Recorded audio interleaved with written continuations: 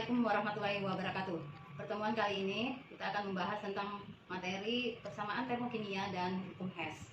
Namun sebelumnya, mari kita berdoa dulu agar apa-apa yang kita pelajari hari ini diberikan kemudahan oleh Allah Subhanahu wa taala dan apa yang kita dapatkan nanti semoga menjadi manfaat.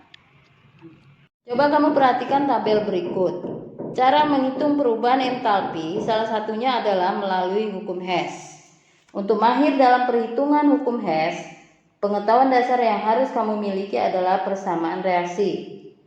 Persamaan reaksi kali ini beda dengan yang di kelas 10. Persamaan reaksi ini lebih dicirikan dia itu harus disertai dengan perubahan entalpi.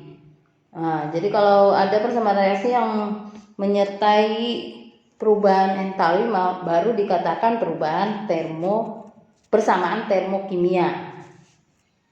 Persamaan termokimia ini ada 3 jenis, yaitu pertama reaksi pembentukan disimbolkan dengan delta Hf.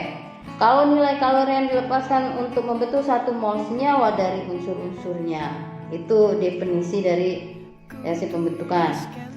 Pada persamaan reaksi nomor 1,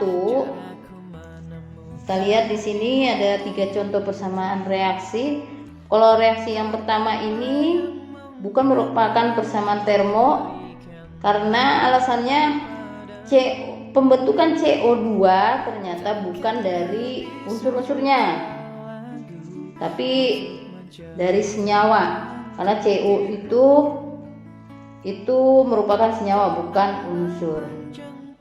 Kemudian kalau kita lihat reaksi ketiga juga bukan reaksi pembentukan karena zat yang bereaksi kan dikalikan 2, maka delta Hf dari CO2 harusnya juga dikalikan 2. Itu reaksi pembentukan. Kemudian yang jenis kedua adalah reaksi penguraian.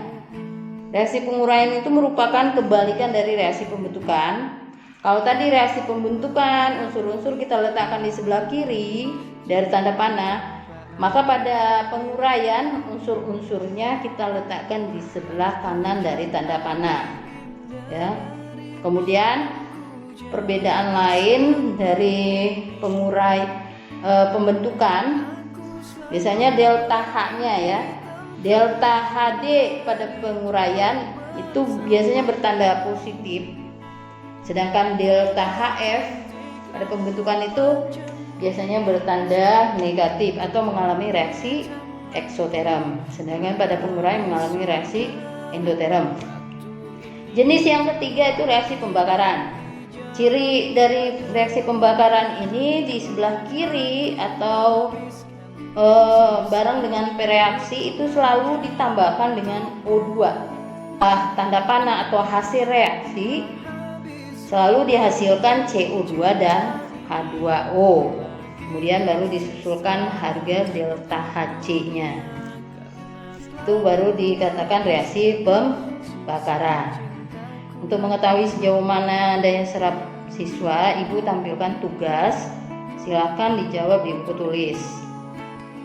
Pengetahuan dasar kedua untuk bisa memahami perhitungan Hess ini, maka kita harus pahami juga bunyi dari hukum Hess. Bunyi hukum Hess yang pertama, kalau reaksi yang dibebaskan atau diperlukan pada suatu reaksi tidak tergantung pada jalannya reaksi, tetapi bergantung pada keadaan akhir dari zat-zat hasil reaksi. Kemudian bunyi hukum yang kedua yaitu perubahan entalpi suatu reaksi tetap sama, baik berlangsung dalam satu tahap maupun beberapa tahap. Jadi misalnya dianalogikan, kamu menyelesaikan pendidikan kamu di SMA yang seharusnya kan 3 tahun, tetapi ada siswa yang ternyata bisa menyelesaikan pendidikannya di SMA itu dalam waktu 2 tahun atau 1 tahun. Akselerasi, karena dia bersekolah di program akselerasi, jadi dia bisa mengikuti program percepatan. Jadi kalau hasil ya tetap mendapatkan ijazah lulusan SMA yang sama. Maksudnya itu tadi kalau kita analogikan dari hukum Hess tersebut. Pengetahuan dasar yang ketiga boleh kalian perhatikan pada tulisan berikut. Oke, kita coba buktikan bunyi hukum Hess dan aturan yang harus diperhatikan dalam menyelesaikan soal perhitungan entalpi melalui hukum Hess. Di sini ada soal, diketahui dua tahap dengan harga delta H atau entalpinya. Kemudian pada soal ditanyakan berapa perubahan entalpi reaksinya dari dua tahap. Kemudian permintaan soal menjadi satu tahapan reaksi. Juga ditanyakan di sini bagaimana membuat siklus dari reaksinya dan bagaimana pembuatan diagram tingkat energinya. Jika penyelesaian soal ini mengacu pada reaksi yang kita pada ditanya, yaitu tahapan pertama yang harus kita lakukan adalah mengalihkan reaksi dan juga delta H-nya. Itu tindakan kita yang pertama. Kemudian langkah kedua bisa kita ambil adalah dengan membalik reaksi. Karena kan seharusnya letak CO2 kalau kita lihat di reaksi yang ditanya itu ada di sebelah kanan berdasarkan yang ditanya tadi. Kalau sedangkan pada diketahuinya kan ada di sebelah kiri, maka tindakan yang perlu kita ambil ini ya membalik. Kemudian langkah ketiga adalah pemusnahan unsur-unsur atau senyawa yang sama. Cara memusnahkan itu bisa kamu lihat sendiri. Misalnya pemusnahan itu bisa kita analogikan sebagai pengurangan. Jadi pemusnahan itu bisa berlangsung apabila satu reaksinya di sebelah kiri, satu di sebelah kanan. Atau dengan matematika positif dikurangi negatif, ya, positif dikurangi negatif atau negatif dengan positif. Jadi misalnya plus 2 ditambah min 2 kan habis. Nah, seperti itu. Ya, jadi pemusnahan itu seperti itu. Lalu kita dapatkan nanti hasil akhir itu adalah menjadi satu reaksi. Ya, dia dapatkan nanti menjadi satu persamaan reaksi. Itu yang nanti menjadi hasil akhir beserta delta H-nya. Untuk menggambar siklus, kamu bisa mengacu pada hukum Hess bahwa perubahan entalpi suatu reaksi tetap sama baik berlangsung dalam satu tahap maupun beberapa tahap. Dapat dilihat tertulis pada lintasan 1 delta H-nya minus 788. Jadi kalau secara langsung atau hanya dengan satu tahap hasilnya minus 788. Maka diharapkan juga cara kedua dengan menggunakan dua tahap juga harus hasilnya sama, yaitu minus 788. Bisa kamu lihat pada PowerPoint ini. Kemudian untuk menggambar diagram tingkat energi, ini perbedaannya dengan siklus reaksi tadi. Kalau diagram tingkat energi ini pakai garis koordinat seperti di matematika ya. Ada sumbu X dan sumbu Y. Sumbu X dan sumbu Y ini nanti ada tahapan reaksi dia pada ada sumbu ini ada tahapan reaksi, dan tahapan reaksi yang tergambar di diagram tingkat energi itu delta HR-nya atau entalpi hasil reaksinya itu harus sama dengan delta HR pada susunan reaksi. Ini bisa kamu lihat juga pada PowerPoint berikut. Di sini soal kedua, diketahui diagram entalpi sebagai berikut. Ya, ada siklus Hess. Di sini ada dua tahapan reaksi dengan terlihat di sana ada delta H1 dan delta H2 ya. Nah, hasil akhir yang diminta adalah delta H3 di sana berapa? Dengan reaksi akhirnya adalah CaO ditambah H2 menjadi CaOH 2 kali. Untuk penyelesaian ya, dalam menjawab pertanyaan ini kita harus membuat dulu susunan reaksi. Ya, jadi cara menyelesaikan hukum Hess itu ada dengan dua cara, dengan diagram atau siklus, bisa juga dengan susunan reaksi. Jadi kalau diketahuinya diagram atau siklus, maka kita harus merubahnya ke dalam susunan reaksi. Ya, kita buat susunan reaksi. Yang pertama adalah tadi di sini delta H1 itu adalah Ca ditambah H2 ditambah O2 itu menghasilkan reaksi CaO ditambah H2O. Ini delta H1-nya sama dengan minus 720 kJ. Ya, kemudian kita buat tahapan reaksi yang kedua dengan melihat anak-anak yang dituju oleh delta H2. Di sini adalah Ca ditambah H2 ditambah O2. Ini menghasilkan hasil reaksinya adalah CaOH 2 kali. Dan delta H2 yang diperoleh di sini adalah minus 986 kJ. Ya. Ini setelah kita membuat diketahuinya, nanti kita membuat ditanyanya, yang ditanyakan berapa harga delta H reaksi apabila reaksi yang diminta adalah CaO ditambah H2O menjadi CaOH 2 kali. Di sana tertera yang akan dihitung adalah delta H3 ini berapa. Gitu. Kemudian langkah penyelesaiannya kita harus berpatokan pada ditanya. Yang perlu kita susun ulang adalah reaksi. Dua tahapan reaksi pada diketahui ini nanti kita jadikan menjadi satu tahapan reaksi, yaitu CaO ditambah H2O menjadi CaOH 2 kali. Dengan cara mengikuti permintaan yang ditanya. Permintaan ditanya bahwa CaO itu harus diletakkan di sebelah kiri. Maka yang harus menyesuaikan adalah diketahuinya. Coba lihat, ada di persamaan 1 atau di persamaan 2? CaO itu ternyata ada di persamaan 1. Tetapi mereka berbeda letak. Kalau yang mintanya CaO itu diletakkan di sebelah kiri, sedangkan pada diketahui ada di sebelah kanan. Maka tindakan kita adalah membalik reaksi persamaan 1 ini.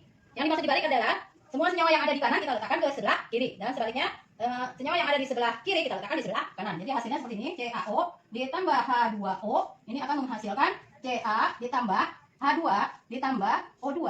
Delta yang didapat itu tadi delta H1 adalah karena ada tindakan reaksinya dibalik, maka delta H-nya ikut berubah tanda menjadi plus 720 kJ. Ya, berubah tanda. Kemudian langkah kedua kita lihat CaOH 2 kali. Ya, hasil reaksi ini adanya CaOH 2 kali. Maka pada diketahui harus mengikuti yang ditanya bahwa hasil reaksi itu adalah CaOH 2 kali. Jadi CaOH 2 kali harus kita letakkan di sebelah kanan sebagai hasil reaksi. Kita lihat pada diketahuinya apakah sudah sesuai dengan permintaan yang ditanya. Ternyata sudah sesuai. Ini persamaan 2 pada diketahui CaOH 2 kalinya ada di sebelah kanan. Berarti kita tinggal mencatat ulang sama seperti diketahuinya. Ca ditambah H2 ditambah O2 ini akan menghasilkan CaOH 2 kali. Karena tidak ada tindakan membalik, maka delta H-nya tetap tandanya ya, minus 986 kJ. Kemudian reaksi ini kita jumlahkan.